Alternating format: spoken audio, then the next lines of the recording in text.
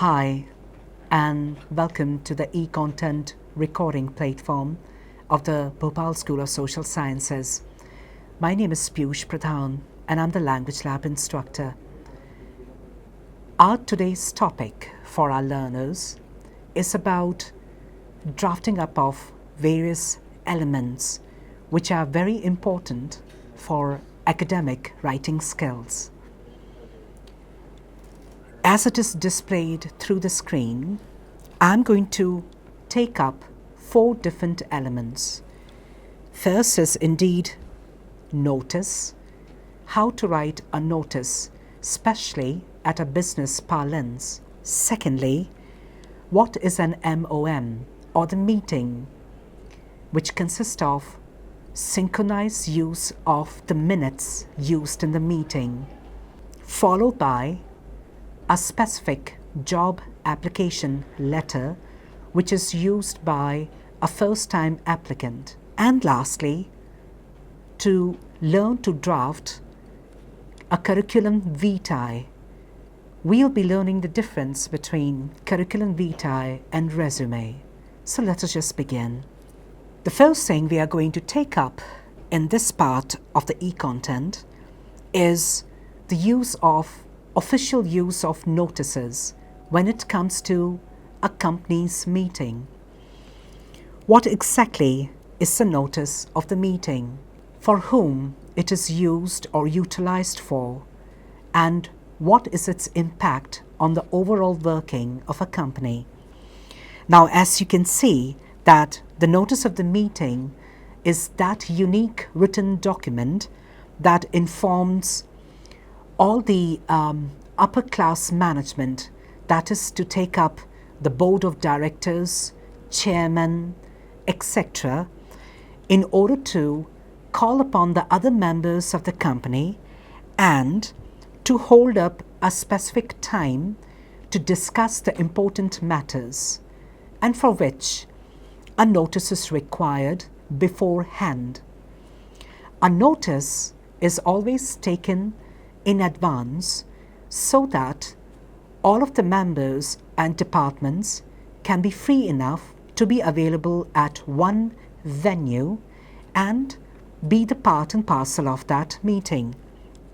So, whenever a corporate action is being taken up, a very important notice is being used at the notice board to inform each person of the office. Now, a notice of meeting can be thought of, as I said a couple of minutes ago, a direct invitation or a formal invitation from the upper management to the lower management. We have to see that each one of the person should act like an interested party to be available for that meeting and convert that meeting into a successful meeting. So in a format of a notice, further in the next slide, I'm going to show you how time, place, date, and other things are taken up. In this part of the section, we are going to look at the various requirements for notice. For instance, on the top, there should be a company's name or logo in certain cases. Then indeed, the institute will have to explain what type of meeting to be held upon the members. Then, of course, someone has to be responsible to take up the minutes of the meeting. You have to consider the proper time of the meeting at the same time, plus location and purposes of that meeting, involving other different features like the meeting agenda, the specific name and title, and all that stuff. Let's push along to the another slide. In this part of the third slide, you're looking at the notice chart. I'm going to display 2 different charts or format of notices of the meeting. So what are in fact the notice requirements? Let's see it in detail. On the top, as you can see, a notice of meeting can be required for specific meetings to be held. Then, of course, a notice that should be taken place in a specific time frame. And lastly, the method of delivery of the notice, which is extremely crucial, and that's what we are here in this slide to understand. Now I want my learners to please look at these 5 lines in bold font, and this is talking about a kind of a notice which was used by a company during the COVID lockdown. In this, as you can see, the line begins, "This is to notify," followed by the other main aspects or elements of the notice that you have to inform. So, we have to look at 2 different features down below. First, I've tick marked the section of copy 2, which talks about how many different members are going to attend with their specific names and designations. And secondly, on the right hand side of the page, at least 2 signatures of the 2 authorities should be mentioned. It can be more than 2, but at least 2 are required. Now let's look at the another format in another slide. This time I am targeting a private limited company. Of course, the address always comes in full immediately down below, but this time there's a change in this format. On the left hand side, on the top side of the page, we mention the reference number and the date, plus in the middle, again the entire notice content with the proper date, day and time. Over here, I have mentioned by order Mr. XYZ, the secretary of that particular institute. So this shows that from whom this notice is being duly signed and authorized or authenticated in simple sense. But in this particular notice format, we have a very detailed version of the notice in which we have included certain elements of an agenda that should be included. That is to take up, let's say, Institute's annual general meeting, the agenda talking about the secretary report, some kind of proposal for some kind of rate of annual subscriptions, and then of course a silver jubilee celebration, the event or the program to take place. So now my learners must have understood from this slide of 3 and 4 how this format of notice is very important. Let's move along to another slide. Now we have come to the minutes of the meeting, but I'm displaying this slide in slightly different way, in which I'm going to talk about the agenda specifically, and the minutes of the meeting will be displayed to you in a form of the MOM format. Just wait for a couple of minutes and it will be cleared to my learners. So let's begin with this part of the page. What is meeting agenda? Agenda, as we all are aware in the preliminary context, that it's a list of topics, or it could be the activities. This needs to be taken up during the meeting. Agenda can be prepared in advance, but sometimes some of the points can change right at the time of the meeting taking held. So we have to see that what is the ultimate purpose of the meeting, and while taking the minutes of the meeting, are the minutes actually matching with the agenda or not? If there is a mismanagement, then that minutes of the meeting is considered to be a complete failure. So we are looking at the essentialities of the minutes of the meeting by consider this agenda, because everything, as you can see, is synchronized. Now, whenever an agenda has to be mentioned for the minutes of the meeting, it should be understood in such a way that it is very important. Why it is so imperative? Because every minute of the meeting requires some unique requirements. With their absence, no minutes of the meeting can take place. for the simplest of the meeting to the statutory meetings held at the board of directors level in a company. So let's see how it is taken up. This is a format which I was talking about. In the first section on the top, we have to provide the detailed information about the meeting. So that includes objectives, indeed the date with location, time, and the meeting type. What type of meeting? You have to write it down. Then, of course, the important call-in numbers, or it can be even specific codes used by a company for different kind of meetings to be held. Then, who's the facilitator of this meeting? Followed by the timekeeper, who's one of the most important person. It's his duty to take care of the entire advancement of the meeting taking place. Then the note taker. He can take the notes by considering points abruptly, or in a simple way I can say in a rough format, until it is formatted and taken as a proper minutes of the meeting. Then comes the preparation for the meeting. It's the duty of the timekeeper and note taker to see that everything that is there in the form of content or text is readable. First of all, the text should not be illegible, it should be crystal clear. Plus, whosoever has brought this minutes of the meeting on the table for everyone includes all the essential features of it or not. For instance, down below we have action items. This action items is both meant for the previous meeting bulleted points you have considered, and you want to use it for this minutes of the meeting, or it can be new action items taken.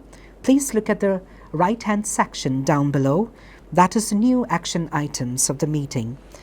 So you have to include how many action items are there for your minutes of the meeting. 1, 2, 3, 4 or 5. Minimum can be 5, maximum can be 8 points.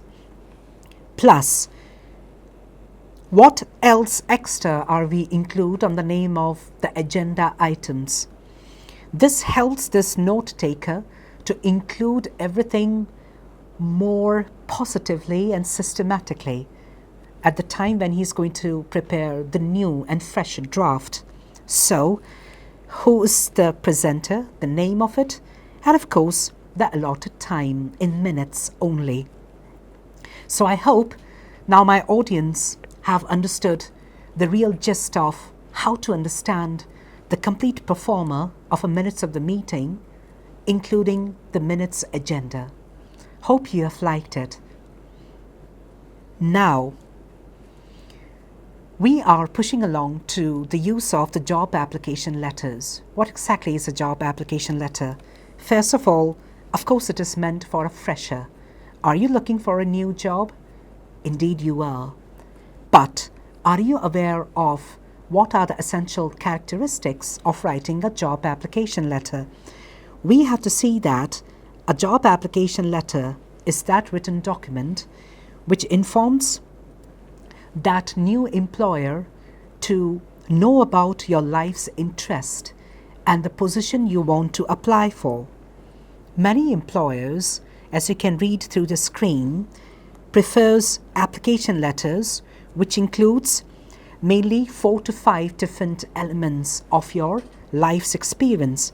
That includes your immediate personality when the direct questions is asked by the interviewer, then indeed your professional experiences, and lastly about your qualifications and other achievements.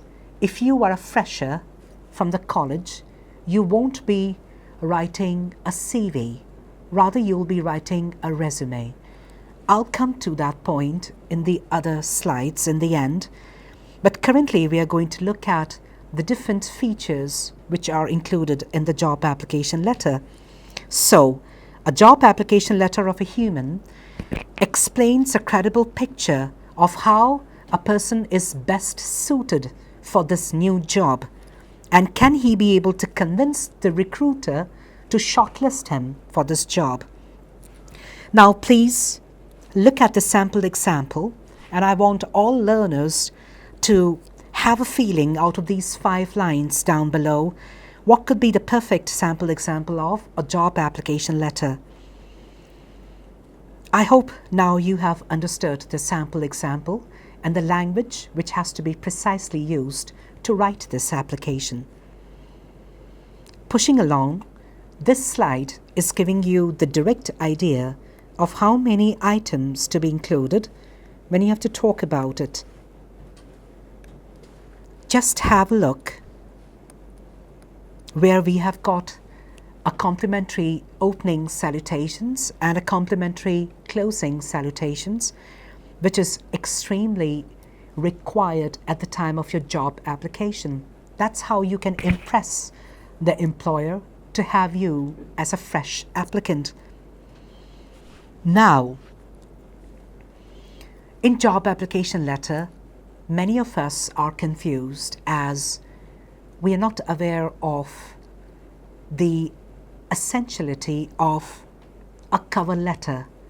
Cover letter is very important. Some of us say job application letter is a cover letter, but no, there are slight differences in it. I want my audience to please look at these red sections after every line, from the top to the middle and reaching up to the bottom level. This particular structure of a cover letter is giving you the direct hint as where we should have the perfect clarity of structuring a letter, beginning with the company details, followed by salutation, the reason for writing in these 2 lines on the top, the suitability factor, why should an employer hire you for this, plus with the other attachments of other accomplishments and the achievements which are completely displayed through your CV or your resume. So, when we learn a job application letter, we have to be careful about one thing which I am focusing right now, and down below that is a point of signing off. You should be aware as how to open a letter and how to close it decently. For instance, we have got the line, "Thank you very much for taking the time out to review my application." This shows the strength and the formidable use of the content which you have used to use a very powerful use of the signing off feature of your letter. And that's how this entire structure is defined for your cover letter. I hope everything is crystal clear now to my audience. Now, pushing along lastly, but further to a section of a CV, I have come up with some tailored sample example of a curriculum vitae. Now, before we learn a CV, we have to understand the difference between a resume and a CV. Who writes a resume? Well, a person who has got no industrial experience and for the first time applying for the job has to write a resume, just like a college dropout or a college fresher. But a CV is actually that style which is utilized and adopted by that person who has already worked in various industries or companies before. So for that individual, we have got the CV or a curriculum vitae. Now, introduction to a curriculum vitae. Curriculum vitae is actually used by only those professionals who already have got their working experiences plus very strong educational background. It includes everything because a CV can be as lengthy as 2 pages or it can be more than that in certain cases. If you have got loads of degrees, professional experiences, etc., but at least 2 pages are required in a CV compared to the resume, which can be just 1/4 of the page, or it could be 3/4 of the page, but it cannot exceed more than 2 to 3 pages, like in the condition of a CV. CV directly talks about the specific job requirement. If you have already worked in some place for 10 long years and now you fancy to switch on to some another job where you find a handsome package more than you are drawing right now, so you have to see that ideally you should only use that content which specifically talks about your work duties and the employer's requirement. You cannot include anything extra apart from that. But for a resume, it's just ideally a simple surface level summary of your education as a college student, your skills which you must have developed with the help of your college professors, etc. And then, of course, its requirement when you'll be applying for the job immediately. The purpose of a CV. What is the purpose of a CV? The first thing we have to see is that it helps and supports us to market ourselves. After all, a resume or a CV is your personal biodata. And when I say personal biodata, it is about marketing yourself with the best skills and talent you possess. So the employer demands a detailed snapshot of your academic and professional expertise of life. Plus, it is used when you make some speculative application, assuming there is a vacancy through in some print media or electronic media. So finally, I can say your CV serves you as a kind of a sales brochure. Your CV or resume, in other terms, in a nutshell, can be called as your life's sales brochure. Hope now my audience have understood the actual purpose of a CV. In this slide, there is nothing much to display as everything is crystal clear. Like in the left-hand section, it's about the name and contact details. And on this side, the imperative features of what needs to be covered overall in your CV, irrespective of the number of the pages you want to include. For instance, career interest, your doctorate or post-graduation degree you have got in your life. Then, of course, the name of the company or the job designation you have already worked before, plus a salary package, which is extremely important. Then comes some curricular and co-curricular activities involving your academic, sports, cultural, or other kind of life's activities. Plus, most importantly in your CV, the IT skills, which should be very impressive. That deals with your core life's skills or any kind of other projects and other reports.